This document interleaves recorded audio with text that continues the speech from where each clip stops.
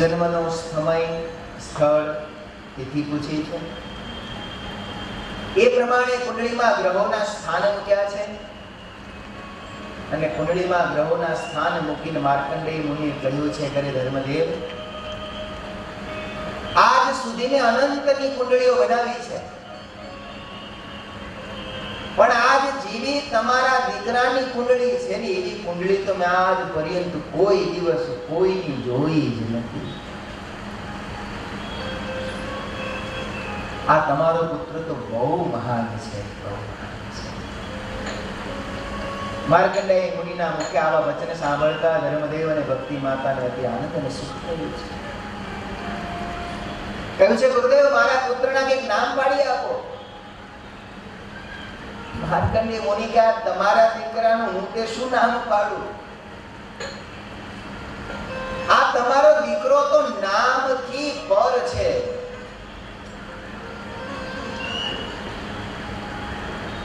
પરમેશ્વર તત્વતઃ નામથી પરે છે. ટેકનિકલી ભગવાન નામથી પર છે, કારણ કે જેનું નામ હોય એનો નાશ હોય છે. આ સંસારમાં જેનું પણ નામ પડ્યું એનો નાશ નથી.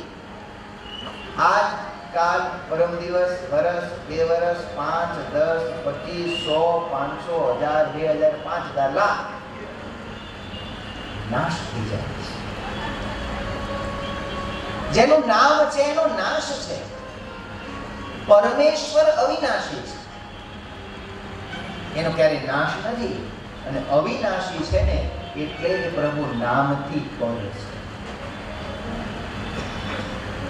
આપણે ત્યાં હમણાં સુધી, એક પેઢી પહેલા સુધી એક સમાજમાં રહેતી હતી કે પત્ની પોતાના પતિને નામથી ન બોલાવતા.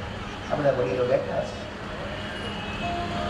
ઘરમાં કંઈ પણ કામ હોય તો દીકરાના નામથી બોલાવે, અથવા તો સૌના પોતપોતાના કંઈક ના કંઈક કોડવર્ડ હોય, પણ કોઈ નામ નથી.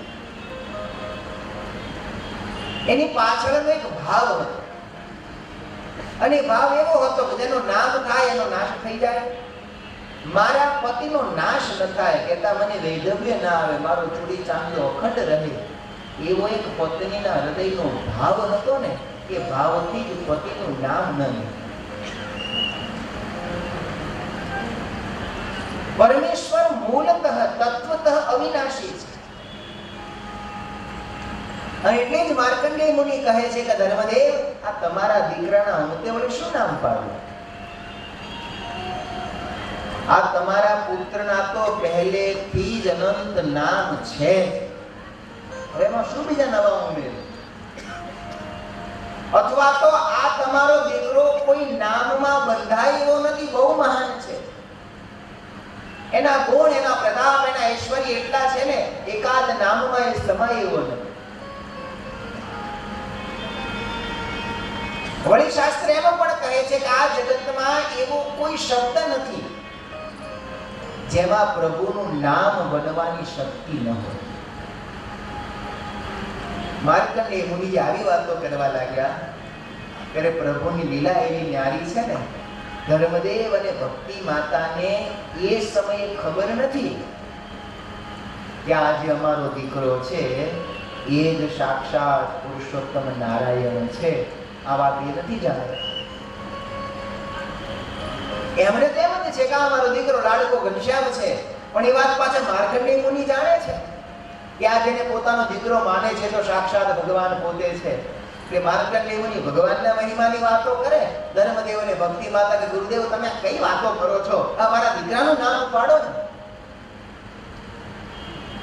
અને ત્યારે માર્કંડેય મુનિએ મનોમન પ્રભુની આજ્ઞા લીધી છે કે પ્રભુ, મારી શું તાકાત, હું તો અલ્પ બુદ્ધિનો પામર જીવ, હું તમને શું નામ આપી શકું? પણ આજ આ જગતના ક્રમ પ્રમાણે મારા ભાગ્ય આ સેવા આવી છે. આપ જો રજા આપો તો આપની થોડીક સેવા કરું. પરમાત્માએ મનોમન રજા આપી છે કે મુનિવર, આજ તમે અમારા નામ પાડો, સમય આવે ને ત્યારે અમે બદલો વાળી દઈશું. આજ તમે અમારું નામ પાડો, સમય આવવા દો, અમે તમારું નામ પાડીશું. એ જ ભગવાન જ્યારે સત્સંગમાં આવ્યા ત્યારે એ જ માર્કંડેય મુનિ બીજા સ્વરૂપે ભગવાન શ્રી હરિ પાસે આવ્યા.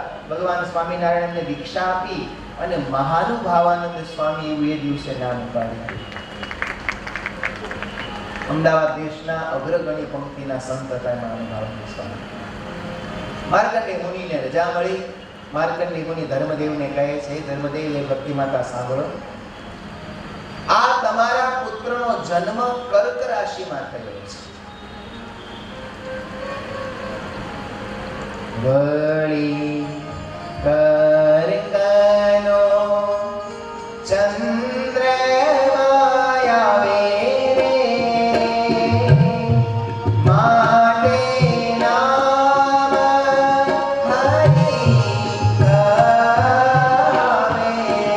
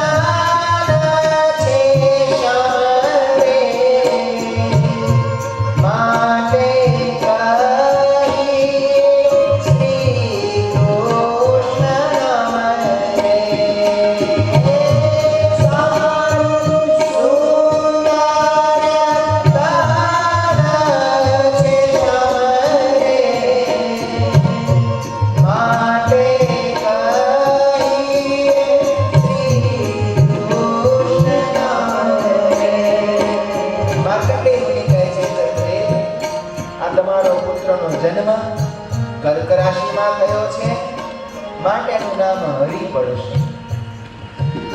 હરિનામ સાંભળતા ધર્મદેવ ભક્તિ માતાના હૃદયમાં અપાર આનંદ થયો. પણ ત્યાં જ માર્કંડેય મુનિ કહે છે, ઉભા રહો, એક નામમાં સમાય એવો તો અમારો દીકરો નથી. શરીરનો વર્ણ જરાક શ્યામળો છે ને, એટલે બીજું નામ એનું કૃષ્ણ પડશે. વળી આગળ જતા બંને નામ સાથે મળી અને સ્વામિનારાયણ સ્વામિનારાયણ સ્વામિનારાયણ સ્વામિનારાયણ સ્વામિનારાયણ સ્વામિનારાયણ સ્વામિનારાયણ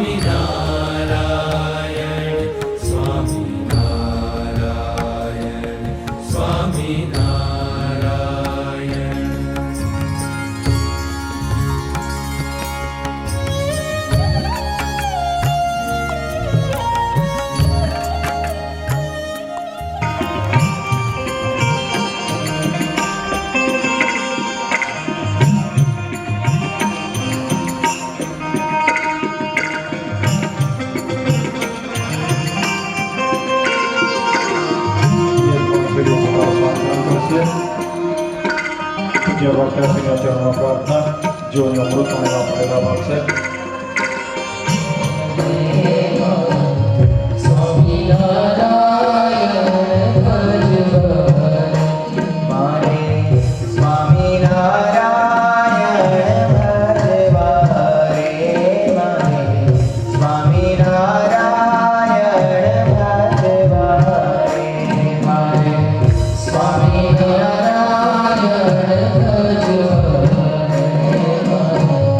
Swami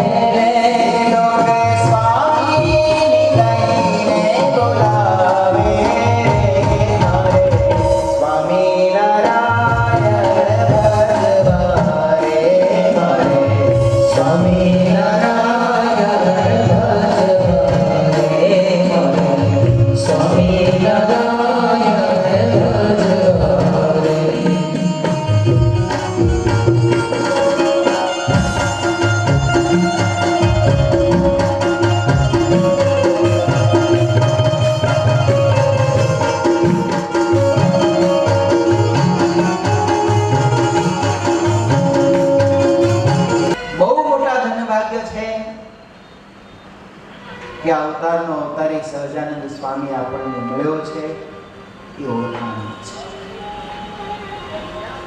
હા, આ જીવની એક વૃત્તિ છે. જે વસ્તુ સહેલાઈથી મળી જાય ને એને કોઈને કિંમત નથી હોતી. એક ડોક્ટર બહુ હોશિયાર હોય પણ સેવા કરવા ધર્માદા દવાખાનામાં બેસતો હોય. કોઈ દર્દી જાય, સાહેબ મને તાવ આવ્યો છે, પલ્સ જોવે, બીપી માપે કે ભાઈ કઈ નહીં હોય, લો આ દવા. એ પોતાની ડબ્બીમાંથી છાપાના પડીકામાં 9 ટીકડીઓ આપે, એવા લેજો, 3 દિવસમાં તાવ ઉતરી જશે. સાહેબ ફી કેટલી? 15 રૂપિયા. બને 15 રૂપિયામાં એક ડોક્ટર તપાસ કરે, નિદાન કરે અને દવા પણ આપે. દવા લઈ આપણે ઘેર આવીએ, સાંજે દવા લઈએ, બીજે દિવસે સવારે, બીજે દિવસે બપોરે, બીજે દિવસે સાંજે. એક દિવસ ને 2 રાત જાય ને તોય તાવ ન ઉતરે. સગા તરત કે કામ કરો, મોટા ડોક્ટરને બતાવો. મોટા ડોક્ટરને કોઈક એમડી ફિઝિશિયનને ફોન કરીએ, સાંજે આવો. સાંજે જઈએ, ડોક્ટર તો ક્યાંય ઊંડે લેઠા હોય, ટેબલ ઉપર કે બોલો ડોક્ટર સાહેબને બતાવવું છે, 500 જમા કરાવો. 500 જમા, હવે બેસો, 3 કલાકે નંબર આવશે. 3 કલાકે નંબર આવે, ડોક્ટર સાહેબ કે શું થાય છે? સાહેબ તાવ આવ્યો છે. એમ જાઓ, નીચે લેબોરેટરી છે, યુરિન ટેસ્ટ કરાવી લો, બ્લડ ટેસ્ટ કરાવી લો, બધા ટેસ્ટ કરાવી લો. 500 રૂપિયા હાથ પકડવાના, 3000 બીજા ટેસ્ટના. એના રિપોર્ટ આવે પછી 7 કલાક પછી કે તમને કાંઈ નથી, લ્યો આ દવા લેજો. પ્રિસ્ક્રિપ્શન લખી આપે. દવા લખી હોય પેરાસિટામોલ 500 mg, એ આપણે લઈને ઘેર આવીએ. કેટલાની એડી? 3500.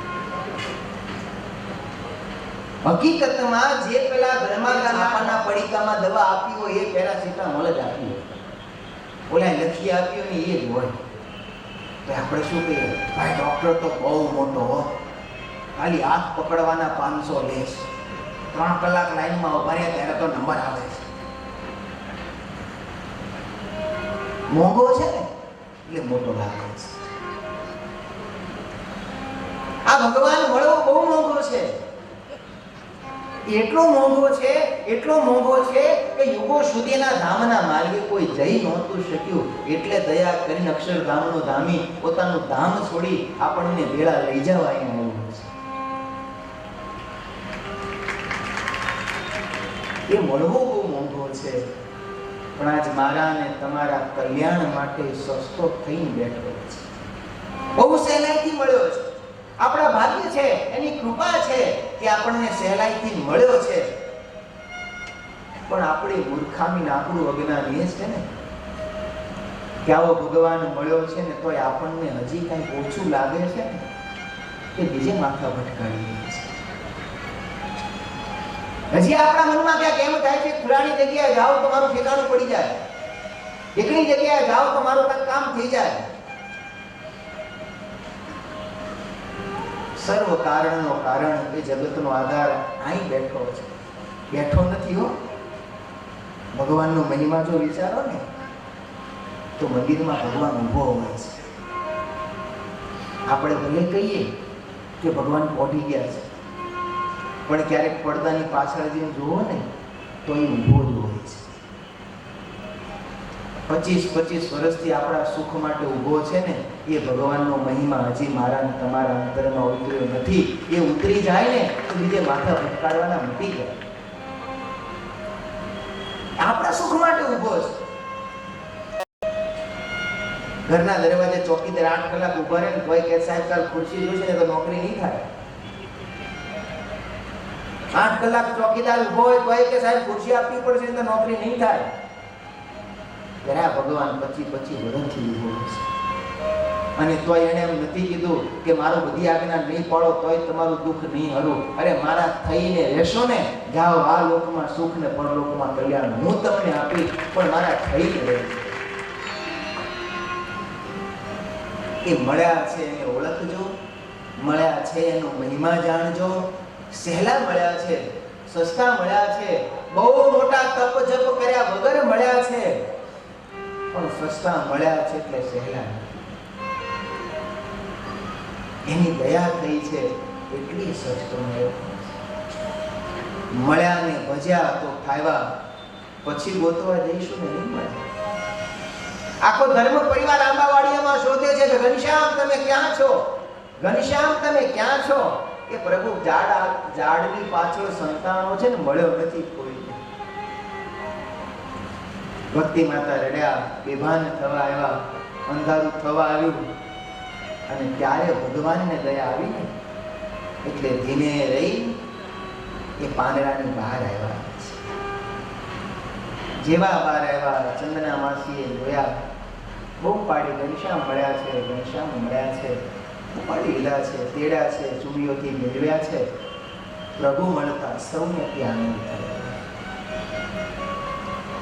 પણ ધર્મદેવે વિચાર કર્યો છે કે આ ગામમાં આપણા ઉપર કષ્ટ ને સંકટ બહુ છે, એટલે થોડો સમય અયોધ્યા જઈને રહી. સર્વે ગ્રામજનોને રજા માંગી છે કે આપ સૌ જો રજા આપો તો અમારે હવે થોડા દિવસ અયોધ્યા જઈને રહેવું છે. ગ્રામજનો કહે છે ધર્મદેવ તમે જો ગામમાંથી ચાલ્યા જાઓ તો મને સદધર્મનો માર્ગ કોણ બતાવે, આપ ન જશો. ધર્મદેવે વચન આપ્યું છે તમે જરૂર પાછા આવીશું, થોડો સમય જવા દો. સૌ ગ્રામજનોએ રજા આપી છે. ધર્મદેવ છપૈયાથી સરિયું પાર કરી અયોધ્યા આવીને વસ્યા છે. જેવા સુંદર બાળ ચરિત્રો પ્રભુએ છપૈયામાં કર્યા હતા એવા જ સુંદર બાળ ચરિત્રોને પ્રભુ અયોધ્યામાં પણ કર્યા છે. સર્વેને આનંદ આપતા પ્રભુ હવે મોટા થયા છે. પિતાએ એમને અક્ષર જ્ઞાન આપવાનો આરંભ કર્યો છે, ભણાવવાનું શરૂ કર્યું છે. ધર્મદેવ પિતા પણ છે અને સાથે હવે ગુરુ પણ બન્યા છે. પણ ઘનશ્યામ એવા તો બુદ્ધિશાળી છે કે પિતાજી આજે જે ભણાવે એ ત્યારે ને ત્યારે અમને આવડી જાય છે. આખો દિવસ નગરમાં બાળ મિત્રો સાથે ફરે, જુદા જુદા દેવ મંદિરોમાં દર્શન કરે. આમ કરતા પ્રભુ 8 વર્ષના થયા છે. ધર્મદેવે બ્રાહ્મણ કુળની રીતિ પ્રમાણે પોતાના પુત્ર ઘનશ્યામને યજ્ઞોપવીત આપવા એવો નિર્ણય કર્યો છે. શાસ્ત્રોક્ત વેદોક્ત વિધિ પ્રમાણે ઘનશ્યામને યજ્ઞોપવીત આપવામાં આવ્યા છે. બ્રાહ્મણ કુળની રીતિ હોય કે જ્યાં સુધી બાળકને યજ્ઞોપવીત ન મળે ત્યાં સુધી એને વેદ ભણવાનો અધિકાર પ્રાપ્ત ન થાય. ધર્મદેવ તો વૈદિક બ્રાહ્મણ છે, એમના અંતરમાં અતિ દ્રઢ ઈચ્છા છે કે મારો પુત્ર પણ મારી વિદ્યાને સાચવે, વેદને ભણે. એટલે જ પિતાએ બાળ ઘનશ્યામને યજ્ઞોપવીત આપ્યા. યજ્ઞોપવીતનો સર્વે વિધિ પૂર્ણ થયો. આચાર્યશ્રીએ યજ્ઞના આચાર્યશ્રીએ ઘનશ્યામને ઉપદેશ આપ્યો. ઘનશ્યામ ભિક્ષા માંગવા ગયા. સગા સંબંધી ભક્તિદેવી સુવાસિની ભાભીએ ખૂબ ખૂબ એમની ભિક્ષાઓ આપી. અને યજ્ઞોપવીતમાં છેલ્લો વિધિ હોય છે જે આજે પણ થાય છે.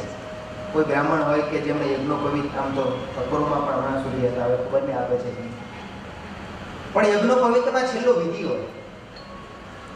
એ વિધિ એવો હોય કે જે બાળકને કે જે બટુકને યજ્ઞોપવીત કહેતા જનોઈ આપી હોય એ ભાગે અને એના મામે એની પાછળ પાછળ દોડે. આ વિધિ પાછળનો હેતુ રહસ્ય એ છે કે જ્યારે યજ્ઞોપવીત જનોઈ આપવામાં આવે ને ત્યારે યજ્ઞના આચાર્ય પેલા બાળકને ઉપદેશ આપે છે કે હવે તમે યજ્ઞોપવીત ધારણ કરી છે, હવે જ્ઞાન પ્રાપ્ત કરવું એ જ તમારા જીવનનો એકમાત્ર સિદ્ધાંત છે. હવે તમારા જીવનનો એક ધ્યેય છે જ્ઞાન મેળવવું. અને દુનિયાનું સર્વશ્રેષ્ઠ જ્ઞાન એટલે ભગવાન. જ્ઞાની કોણ? વચનામૃતમાં મહારાજને પ્રશ્ન પૂછ્યો કે મહારાજ જ્ઞાની કોણ અને મૂર્ખ કોણ? એને મહારાજે બહુ સીધી સાદી વ્યાખ્યા કરી કે જોનારો બધું જુએ છે પણ પોતાની જાતને જોઈ શકતો નથી એ અજ્ઞાનીમાં અતિશય અજ્ઞાની, મૂઢમાં અતિશય મૂઢ અને ઘેલામાં અતિશય ઘેલો છે. રઘુવીરજી મહારાજને જે દિવસે પ્રશ્ન કર્યો કે મહારાજ શ્રી ડાયો કોણ, ત્યારે મહારાજ એવું કહ્યું હતું કે જેને પોતાના કલ્યાણના સાધન રૂપ ભગવાનનું ભજન કરતા આવડે એ દુનિયાનો સૌથી મોટામાં મોટો જ્ઞાની છે. દુનિયાનું મોટામાં મોટું જ્ઞાન એ કે આ મનુષ્ય દેહ મને મળ્યો છે તો ભક્તિ કરીને મારું આત્મકલ્યાણ કરી લેવું, આ સમજણ જેને પડી ગઈ એ જ્ઞાની. ને બાકી તો બધુંય ભણ્યો, બ્રહ્માંડ છે ને સવૈયો છે, વેદ પડ્યો, સતો ભેદ પડ્યો, રસ રંગ પડ્યો, તને માન ચડ્યો, બધું ભણ્યો પણ જો ભગવાનનું નામ લેતા ન આવડ્યું નકામો છે. માટે શ્રીજી મહારાજે શિક્ષાપત્રીમાં લખવું પડ્યું કે ગમે એવો મોટો વિદ્વાન હોય પણ ભક્તિ અને સત્સંગ વિના અધોગતિ ન પામે. મોટામાં મોટું જ્ઞાન છે કે મારે ભગવાન મેળવી લેવા છે. બાળકને જ્યારે યજ્ઞના આચાર્ય જ્ઞાન આપે એટલે બાળકની ઉંમર નાની હોય ને એને જ્ઞાન થાય. જ્ઞાન થાય એટલે બાળક ઘર છોડીને ભાગે. એવો ભાગે કે બસ હવે તો મારે જંગલમાં જતું રહેવું છે, તપ કરવું છે અને ભગવાન મેળવી લેવા છે. આ હેતુથી જ બાળકો ભાગે છે. પણ જેવો બાળક ભાગે ને એટલે બાળકના મામા એની પાછળ પાછળ ભાગે. એટલે અમે હલવાનો તું શેનો છટકી જાય છે, ઉભો રહે, એમ તું જાય છે એનો મામા પકડવા પાછળ ભાગે છે. પણ હવે તો જગતની રીતિ ભાણિયાને ખબર હોય ક્યાં જાવ તો કે સોસાયટી નાકા સુધી, મામાને ખબર હોય ભાણિયું વેજીને જવાનો કેટલે 250 વારની ફિરકી છે, કાંઈ બહુ દૂર તો જશે નહીં. ભાણિયાને ખબર હોય કે મામા પાછળ આવે છે અને મામાને ખબર હોય ભાણો આગળ જઈને બેહવાનો જ છે. પણ ભગવાન બાળ ઘનશ્યામ જ્યારે ભાગ્યા ને ત્યારે પ્રભુએ મનમાં દ્રઢ નિર્ધાર કરી લીધો છે. અને નિર્ધાર એવો કર્યો છે કે આજે ઘર છોડ્યું તે છોડ્યું, હવે પાછું નથી આવવું. અમારે તો ભારત વર્ષના અનેક તીર્થોમાં રહેલા સિદ્ધો તપસ્વીઓ યોગીઓના કલ્યાણ કરવા છે. અરે પશ્ચિમ પ્રાંતમાં અનેક મોક્ષો અમારી રાહ જોઈને બેઠા છે. અમારે જઈને એમના કલ્યાણનો માર્ગ ચલાવવો છે. અમે તો અનેક જીવોનું કલ્યાણ કરવા, આત્યંતિક શ્રેય કરવા માટે આ લોકમાં આવ્યા છીએ. અમારે હવે ઘર છોડી દેવું છે. ગૃહ ત્યાગનો દ્રઢ નિર્ધાર કરીને ઘનશ્યામ ભાગ્યા. બટુક વેશમાં ઘનશ્યામ આગળ ભાગે, મામા વશરામ પાછળ દોડે. ભાણા ઉભા રહો, ઘનશ્યામ ઉભા રહો, ઘનશ્યામ ઉભા રહો. પણ ઘનશ્યામ ક્યાં ઉભા રહેવા ભાગ્યા હતા? મામા એમ કે સપૈયાનું ઝાંપો, સપૈયાનું પાદર આવશે કે ઉભા રહેશે, પણ ઘનશ્યામ જ ઉભા ન રહ્યા, ભાગ્યા. મનમાં અતિ દ્રઢ નિર્ધાર કર્યો છે કે હવે પાછું નથી આવવું. મામા પણ મૂંઝાયા ક્યાં સુધી ભાગશે. ઘનશ્યામને તો નાની 8 વર્ષની ઉંમર દોડે જાય છે. મામા પાછળ શ્વાસ ચડ્યો છે, ઉભા રહો બોલી શકતા નથી. અંતર બે વચ્ચે ઘણું લાંબુ થયું છે. પણ એવામાં અચાનક પરમાત્માના પગ અટકી ગયા છે. પ્રભુએ મનમાં દ્રઢ નિર્ધાર કર્યો હતો કે બસ હવે ઘરમાં પાછું નથી આવવું, પણ પગ અટકી ગયા છે.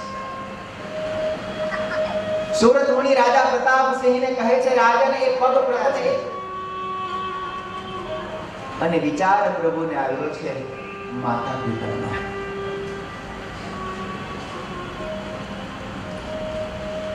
પરમાત્માના પગ ધર્મદેવ અને ભક્તિ માતાને યાદ કરીને અટકી ગયા છે. પ્રભુએ વિચાર કર્યો છે હું પરમેશ્વર છું, જગત કલ્યાણનું એક મોટું બિરુદ લઈને આવ્યો છું, પણ એથી પહેલો હું એક પુત્ર છું. અને એક પુત્રની સૌથી પહેલી ફરજ એ પોતાના માતા પિતા પ્રત્યે છે. સર્વ અવતારનો અવતારી પ્રગટ પુરુષોત્તમ નારાયણ અને જગતનો અધિપતિ હોવા છતાં ભગવાન અટકી ગયા છે, પાછા વળ્યા છે. મનમાં એક નિર્ણય કર્યો છે કે પહેલા હું પુત્ર તરીકેનો મારો ધર્મ નિભાવું અને પછી પરમેશ્વર તરીકેનું મારું જગત કલ્યાણનું કાર્ય આગળ ધપાવીશ. ભગવાન સ્વામિનારાયણે પોતાના જીવનકાળ દરમિયાન જેટલા ઉપદેશ આપ્યા છે ને, એક એક ઉપદેશને સ્વામિનારાયણ ભગવાને પહેલા પોતાના જીવનમાં ચરિતાર્થ કરીને બતાવ્યો છે. શિક્ષાપત્રીમાં મહારાજે આપણને આજ્ઞા કરી, યાવત જીવમ ચ શુશ્રૂષા કાર્યઃ માતુ પિતુર્ગુરો ઋગાર્કસ્ય મનુષ્યસ્ય યથા સક્તિશ્ચ મામકે. કે જો તમે મારા હો તો જીવન પર્યંત માતા, પિતા, ગુરુ અને રોગી આ ચારની સેવા કરજો. આ માત્ર કીધું નહીં, જીવનમાં ભગવાને કરીને બતાવ્યું. પરમેશ્વર તરીકેનો પોતાનો ધર્મ, પોતાની ફરજને એક બાજુ મૂકી એક માતા પિતાની સેવા કરવા માટે પ્રભુ પાછા વળ્યા છે. આજનો સમય જરાક વિપરીત છે. કુટુંબ દિવસે છૂટા પડે છે. દીકરાઓને મા બાપની સાથે રહેવું હવે કદાચ અઘરું લાગે છે. હજી સત્સંગમાં તો કોઈ ઓછું છે, પણ સમાજમાં તો હવે જુદું રહેવું નહીં, મા બાપને જ ઘરડા ઘરમાં મૂકી આવવા. જે બાપના ઘરમાં એક છાપરા નીચે 4 દીકરા ભણી ગણી ઉતરી મોટા થઈ ગયા હોય, એ 4 દીકરાના 4 બંગલામાં 2 મા બાપ નથી સમાતા, એ આ સમય ભક્તજનો. શ્રીમદ સત્સંગી જીવન જેવા મહાન ગ્રંથની જ્યારે કથા સાંભળીએ છીએ, ભગવાન શ્રી હરિના આપણે સૌ આશ્રિત છીએ, એક સજ્જન છીએ, સમાજના કહેવાતા સારા માણસો છીએ, ત્યારે જરાક આ વાતને ધ્યાનમાં રાખજો.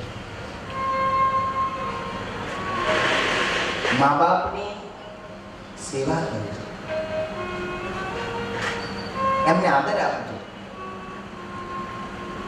આજનો સમય બહુ બદલાયો છે. આજની યુવાન પેઢીને પોતાના મા બાપ બહુ જૂની વિચારધારાના લાગે છે. એમ લાગે છે કે ડોહાડોહી કે સમજતા જ નથી, એનું જૂનું પકડી રાખે છે. આજના સમય આગળ દુનિયામાં 20 વર્ષથી 25 વર્ષથી ટેકનોલોજી બહુ વધી છે. મા બાપને એની ખબર નથી, દુનિયા બહુ ભાગે છે. એ વડીલ છે, દુનિયા સાથે કદાચ કદમ નથી મિલાવી શકતા. 2 પેઢી વચ્ચે બહુ મોટી તિરાડ છે. સાયકોલોજીમાં જેને જનરેશન ગેપ કહેવાય, જે હોય જ છે. પણ હવે આ છેલ્લા આ સદીમાં વધે છે, નદી વધશે. પણ છતાંય દરેક પુત્રની પહેલી ફરજ છે કે પોતાના માતા પિતાને સાચવે, આદરથી સાચવે, પ્રેમથી સાચવે, સન્માનપૂર્વક સાચવે. એમને સમજે,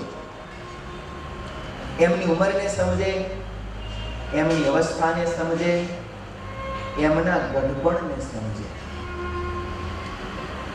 આ વાત સાચી છે.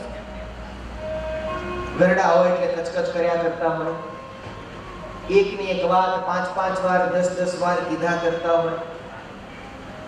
દીકરો ગમે એમ કરતો હોય એટલે દરેક નાની વાતમાં એ પૂછ કરતા હોય, કે નાની વાતમાં ટોક કરતા હોય કે બેટા આમ ન કરતો આમ કરજે, આમ ન કરતો આમ કરજે. એ ઘરમાં સાસુ હોય તો સાસુમાં થોડું કયા કરતા હોય કે બેટા આમ કરજો, આમ ન કરતા, આમ કરજો, આમ ન કરતા. અને ત્યારે આ વાત બહુ અઘરી પડે છે. પણ સમજી લો, આ ગડપણ છે. આપણું જીવનનું ચક્ર કહેવાય છે. જો કે દુનિયા આખી ગોળ છે, બધી વસ્તુ ચક્રમાં થાય છે, ત્યાંથી શરૂ થાય ત્યાં જ પૂરી થાય. એ માને મૂકીને ધર્મ કરવા જાય તો એ ભગવાન રાજી નથી થતો. પહેલી ફરજ એ છે પોતાના ઘરમાં મા બાપની ભાવથી સેવા. સાથે સાથે ત્યાં ઘણા બધા વડીલો બેઠા છે, એમને પણ થોડીક ભલામણ છે કે તમે પણ નવી પેઢીને સમજજો. દીકરાઓ સારા હોય, સાચવતા હોય, મર્યાદા રાખતા હોય તો એને સમજવું. મોટા ભાગે વડીલોની તકલીફ એ હોય છે કે જે દુઃખ પોતે પોતાની ઉંમરમાં જોયા છે, પોતે જે સમયમાં જીવ્યા છે, એ સમય સાથે આજની પેઢીને ત્રાજવે મૂકેલ છે. ચાલો કંઈક થયું, નીકળ્યા કંઈક મારી, અમે તમારી જેવડા હતા તો 5-5 ચાલી જતા હશો, પણ બાપા તમારા જમાનામાં હીરો હોન્ડા નહોતા. હીરો હોન્ડા હોત તો તમે એકય હાલો એવા નહોતા. એ સાચી વાત છે. સમય છે, એક સમય હતો, સંઘર્ષ જીવનમાં હતો, સાધનો નહોતા, સંપત્તિ નહોતી. આ વડીલોએ બહુ દુઃખ વેઠ્યા છે, કાળા તડકા સહન કર્યા છે, ભૂખમરા વેઠ્યા છે, અને ત્યારે જે તે જીવનમાં બે પાંદડે સુખી થયા છે. આજે સમય બદલાનો છે. એમના પુણ્ય પ્રતાપે કે એમની મહેનતના પ્રતાપે આજની બીજી ત્રીજી પેઢીને સીધું સુખ છે. એ સુખ છે, એ ભોગવે છે, એમાં રાજી થજો. હા, એ સુખ એ ધર્મની, સમાજની, વિવેકની મર્યાદા ન ભૂલાવે એનું ધ્યાન રાખો. છોકરા નાના છે, સારું પહેરે, સારું ઓઢે તો રાજી થયો. સમય છે. આજે યુગ બદલાનો છે. એક જમાનો હતો કે ડોશીમાં હાડલા સિવાય કઈ પહેરતા નહીં. એટલે સમય બદલાનો. હા, મર્યાદા ન તૂટે એવા વસ્ત્ર ન પહેરે કે જેથી કરીને સમાજની મર્યાદા તૂટતી હોય, કે ધર્મની મર્યાદા તૂટતી હોય, કે કુટુંબમાં 5 જણા વચ્ચે શોભે નહીં એવા વસ્ત્ર ન પહેરે. એ જરૂરી છે, પણ સાથે સાથે અતિ જડતા ન રાખશે. વડીલો નવા સમયને થોડું સમજે. યુવાનો વિશેષ કરીને ફરી એકવાર કહું છું, ગમે તેમ વિશેષ જવાબદારી યુવા વર્ગની છે કે પોતાના માતા પિતાને જાળવે, એમની સેવા કરે, એમનો આદર કરે, એમના સ્વભાવને થોડો વેઠીને પણ, એમના સ્વભાવોને સહન કરીને પણ એમને સ્વીકારે. આ બાજુ કરતા આ બાજુની સભામાં જાત વિશેષ છે, કારણ કે ઘર્ષણ બાપ દીકરા કરતા સાસુઓ વચ્ચે વધુ હોય છે. છોકરો તો આખો દિવસ સવારમાં જાય, સાંજે આવે, એક ઘરમાં 2 માણસ ભેગા રહેતા હોય, સહજ છે ઘર્ષણ થાય. હું ફરિયાદ કરાવું છું, આ એક જણના આત્માનો ઉપાય નથી. બંને પેઢી એકબીજાને સમજે, એકબીજાનો આદર કરે, એકબીજા પ્રત્યે પ્રેમ ભાવ રાખતા શીખે.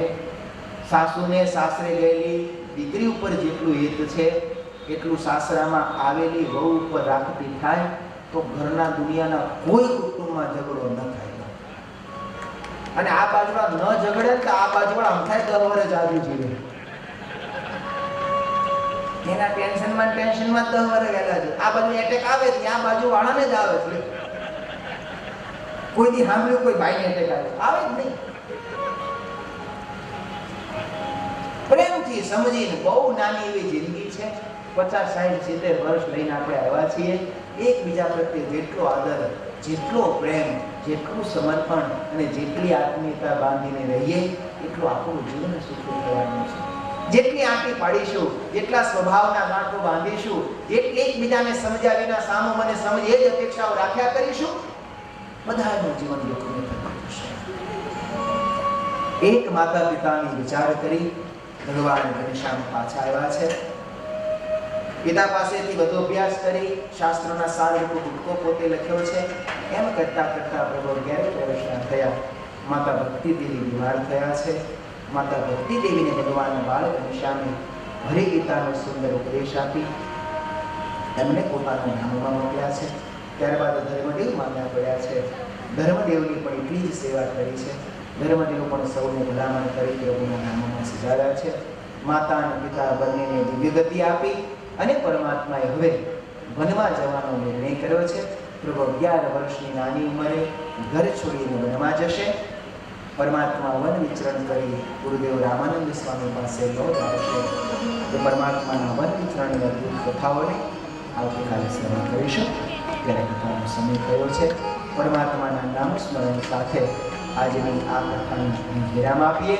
ભાવ, પ્રેમ અને શ્રદ્ધાથી પરમાત્માના દિવ્ય અને મંગલની નામોના સ્મરણ કરીએ. સ્વામિનારાયણ સ્વામિનારાયણ સ્વામિનારાયણ સ્વામિનારાયણ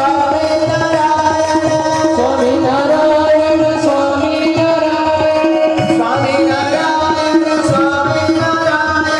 સ્વામિનારાયણ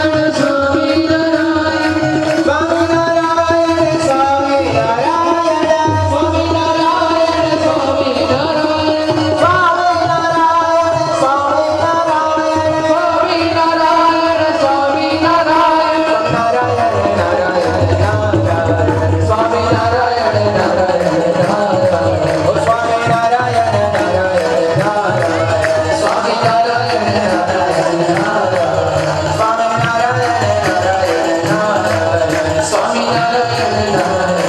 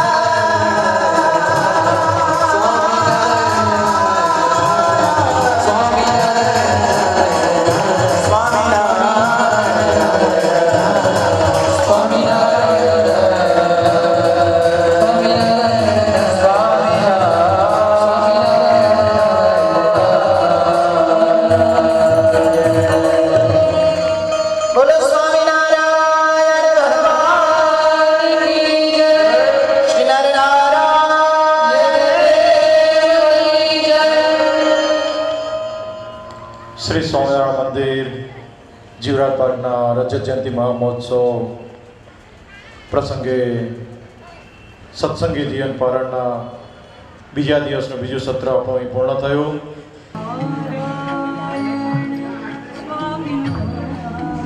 મનોહરભાઈ આવો પધારવા આરતી ઉતારવા માટે. સુરેશભાઈ આરતી ઉતારવા માટે આવો.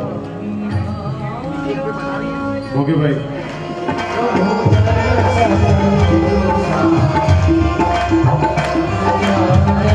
Thank you.